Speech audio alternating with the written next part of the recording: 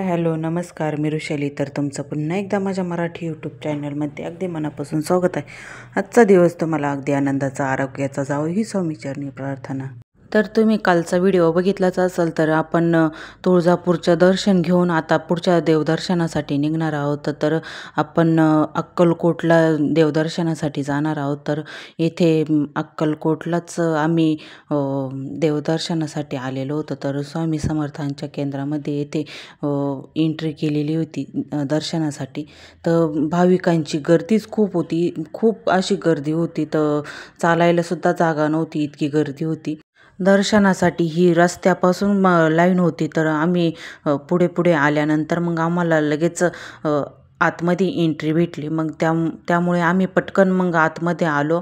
आणि आतमध्ये आल्यानंतर पण इतकी गर्दी होती, तर बस कधी असं म्हणजे उभं राहायलासुद्धा जागा नव्हती, इतकी लोटालाटी होती. तर तसंच आम्ही मग आतमध्ये गेलो. तर त्यामध्ये पुरुषांची लाईन एक बाजूनं होती आणि महिलांची लाईन एक बाजूनं होती. तर महिला एक साईडला होत्या आणि पुरुष एक साईडला होते, अशी दोन लाईनी केलेल्या होत्या. तर पुरुष कमी असल्यामुळे मग पुरुष पटपट असे पुढं निघून गेले. तर महिला जास्त असल्यामुळे मग महिलांची खूपच अशी मोठी लाईन लागलेली होती. तर तुम्ही बघू शकता महिलांची लाईन, भरपूर अशी मोठी लाईन होती. तर आतला पण व्हिडिओ थोडा असा मी काढलेला आहे. तर असे भरपूर अशी खूप गर्दी होती. तर दर्शन असं पटकन असं दर्शन करायला लागलं. त्यामुळे मग असं दर्शन मनासारखं पण नव्हतं झालं. तर तुम्ही पण बघू शकता किती गर्दी होती. तर असं उभं राहायला सुद्धा जागा नव्हती. तर एकमेकाला असे पूर्ण चिकटून उभी राहिलेली होती. तर असं गरम पण खूप होत होतं. तर त्यानंतर मग असं लाईन पुढं पुढे चालल्यानंतर मग आम्ही पण हळूहळू असं पुढं चाललेलो होतं. तर लहान मुलांना तर तेथे गर्दीमध्ये खूपच त्रास होत होता. त्यामुळे मग काही रडत पण होते. तर शंभू आणि स्वरा हे मिस्टरांकडे होते. तर सासऱ्यांनी पण घेतलेलं होतं स्वराला आणि मिस्टरांनी शंभूला घेतलेलं होतं. तर मग ते पुरुष लाईनीमध्ये पटकन त्यांचं दर्शन झालं आणि बाहेर पण निघालेले होते ते. तर मग आम्ही येथे थोडं व्हिडिओ पण काढलेला होता. आणि मग त्यानंतर आमचं दर्शन झाल्यानंतर आम्ही पंढरपूरला दर्शनाला निघालेलो होतो. तर पंढरपूरचं एवढंच मी शूट केलेलं होतं. तर आतमध्ये पण व्हिडिओ काढण्यास मनाई होती. तर त्यामुळे मग पंढरपूरला पण मी काय मोबाईल नेलेला नव्हता आतमध्ये. तर मोबाईल बाहेरच ठेवलेला होता. त्यामुळे एवढंच थोडंफार शूट केलेलं होतं पंढरपूरचं.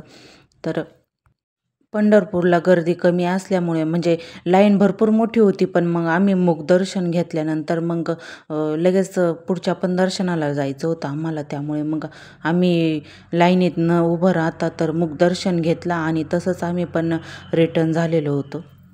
चंद्रभागेवरती दर्शन घेतल्यानंतर मग त्यानंतर आम्ही पुढचे सर्व काही असे देवदर्शनं केले. आणि मग त्यानंतर विठोबा रखुमाईच्या मंदिरामध्ये पण दर्शनासाठी गेलेलो होतो. तर मग आमचं पंढरपूरचं दर्शन झाल्यानंतर मग आम्ही येथे चहा पिण्यासाठी थांबलेलो होतो. तर मग आम्हाला अमृततुल्यचा चहा प्यायचा होता. तर सर्वजण येथे आम्ही बसलेलो होतो. तर आम्ही इथे सर्व बसल्यानंतर मग मिस्टर चहाची ऑर्डर देण्यासाठी तिथे गेलेले होते ते काकांना.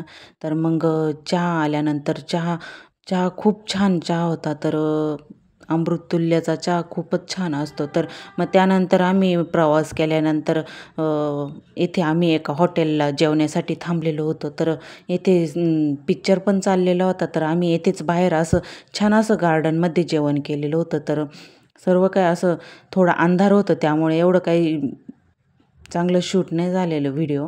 तर मग आम्ही येथे बाहेरच जेवण केलं, खूप छान वाटत होतं.